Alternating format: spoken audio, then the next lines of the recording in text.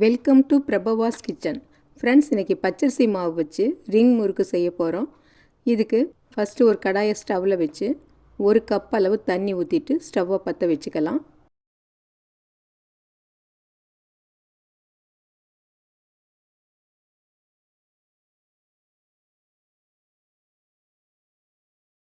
அடுத்து இந்த தண்ணியில் 1/2 டீஸ்பூன் அளவு உப்பு, மஞ்சப்பொடி 1 பிஞ்சு, இதோட மிளகாய் பொடி 1/4 டீஸ்பூன் சேர்த்துட்டு நெய் 1 டீஸ்பூன் அளவு சேர்த்துக்கலாம்.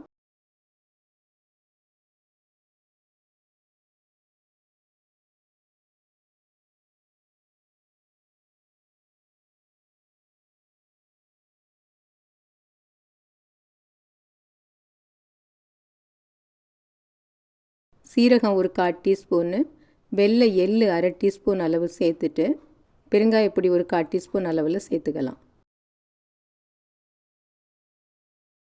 இப்போ இந்த தண்ணி கொதிக்கிற சமயத்தில் 1 கப் அளவு பச்சரிசி மாவை போட்டு கலந்து விட்டுட்டு ஸ்டவ்வை ஆஃப் பண்ணிக்கலாம்.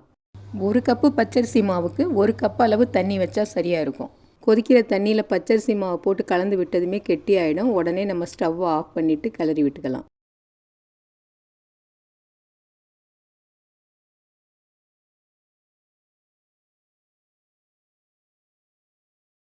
இப்போ நான் ஸ்டவ்வை ஆஃப் பண்ணி தான் இருக்கேன். இப்போ இதை நல்லா கிளறி விட்டுட்டு கீழே எடுத்து வச்சுக்கலாம். மாவு ட்ரையாக இருந்தால் லேசாக பச்சை தண்ணியை தெளித்து இந்த மாவை ஸ்மூத்தாக பிசைஞ்சு விட்டுக்கலாம்.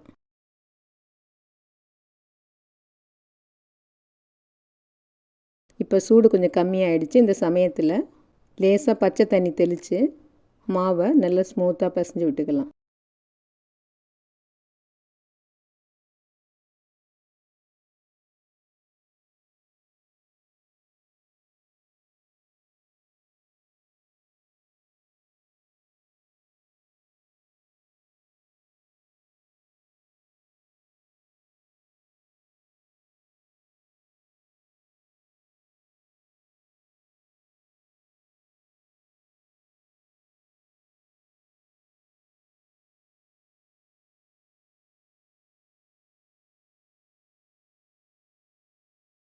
இப்போ மாவை நல்லா ஸ்மூத்தாக பிசைஞ்சு விட்டாச்சு.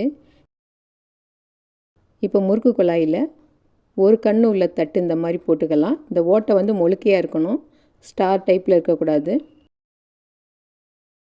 இப்போ மாவை இந்த குழாயில் திணிச்சு மூடிட்டு ஒரு பிளேட்டை வச்சு அதில் நீளமாக பிழிஞ்சு விட்டுக்கலாம்.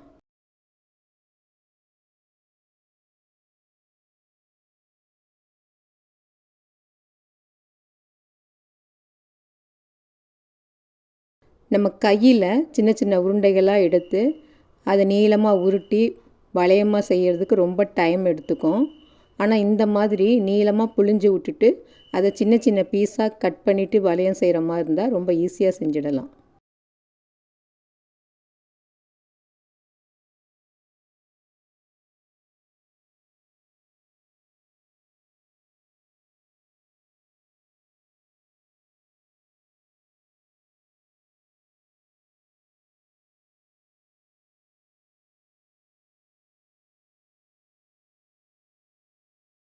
இப்போ இந்த மாதிரி புழிஞ்சு விட்டதை சின்ன சின்ன பீஸாக கட் பண்ணிக்கலாம்.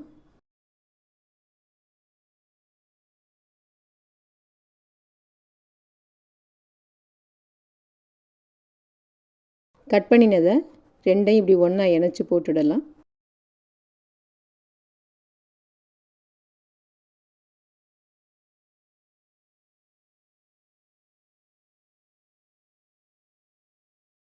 இப்போ கட் பண்ணின பீஸ் எல்லாத்தையுமே இந்த மாதிரி வளையமாக செஞ்சாச்சு. இதை வேறு ஒரு பாத்திரத்தில் மாற்றிட்டு திரும்பவும் கொஞ்சம் பிழிஞ்சு விட்டுக்கலாம். இதை வந்து நம்ம இப்போ கட் பண்ணிட்டுலாம் இருக்க வேணாம், அப்படியே சுருட்டி விட்டு இந்த மாதிரி ஒட்ட வச்சு எடுத்துக்கலாம். இது வந்து கட் பண்ணி எடுக்கிறத விடவும் ரொம்ப ஈஸியாக இருக்குது.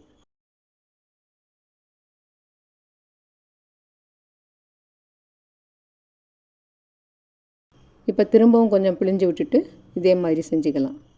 இந்த மெத்தடு ரொம்ப ஈஸியாக இருக்குது.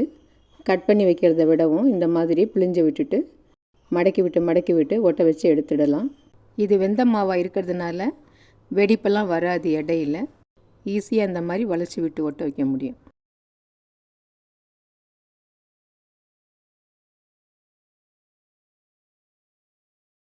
இப்போ எல்லா மாவையுமே பிழிஞ்சு குட்டி குட்டி வளையமாக செஞ்சு வச்சுட்டோம்.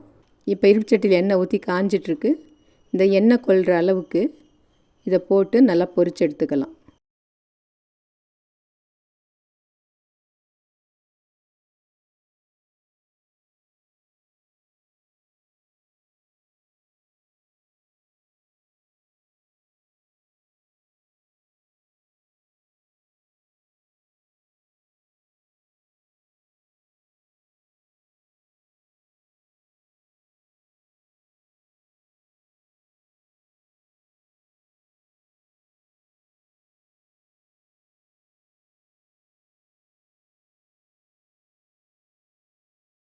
நல்லா இதை பரட்டி விட்டு வேக விட்டுக்கலாம். நல்ல மொறுமொறுப்பாகிற வரைக்கும். மஞ்சப்பொடி ஒரு பிஞ்சு சேர்த்ததுனால முறுக்கு கொஞ்சம் எல்லோ கலராக இருக்குது.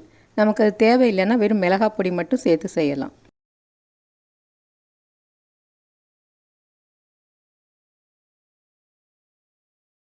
இப்போ முறுக்கு நல்லா கரகரப்பாக வெந்துடுச்சு. இதை எடுத்துடலாம்.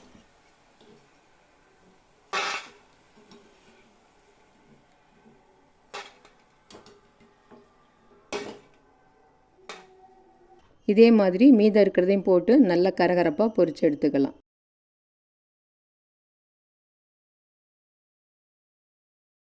இந்த முறுக்கு செய்கிறது ரொம்ப ரொம்ப ஈஸி. ஒரு 10 நிமிஷத்துக்குள்ளே செஞ்சு முடிச்சிடலாம். 1 கப்பு பச்சரிசி மாவு இருந்தாலே போதும், நமக்கு நிறைய முறுக்கு கிடைக்கும்.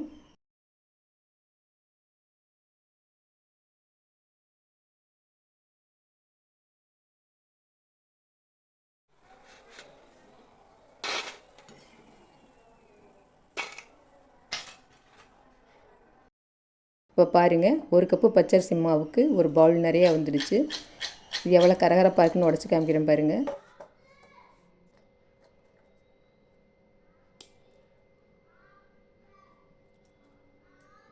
வீட்டில் ஸ்நாக்ஸ் இல்லாதப்போ நினச்சதும் ஒரு 10-15 நிமிஷத்துலேயே செய்யக்கூடிய ஈஸியான ஸ்நாக்ஸ் இது. பச்சரிசி மாவு மட்டும் போதும், வேறு எந்த மாவுமே தேவையில்லை. இந்த டிஷ்ஷு பிடிச்சிருந்ததுன்னா லைக் பண்ணுங்கள், ஷேர் பண்ணுங்கள், மறக்காமல் சப்ஸ்கிரைப் பண்ணுங்கள். நன்றி.